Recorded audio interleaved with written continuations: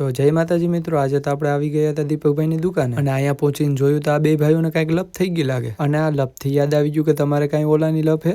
અરે સોરી લપ શું પ્રોબ્લેમ છે?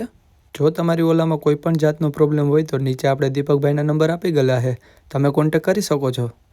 અરે હા, કોન્ટેક્ટથી યાદ આવ્યું કે આપણે તો એક ભાઈબંધને લેવા જવાના છે ગળુથી. તો હું ને સુરેશભાઈ નીકળી ગયા ગળું જવા માટે. અને પછી તો શું ગીત સાંભળતા પહોંચી ગયા ગળું. અને ગળું પહોંચીને સુરેશભાઈ કે આપણે જવાનું છે કેફેમાં.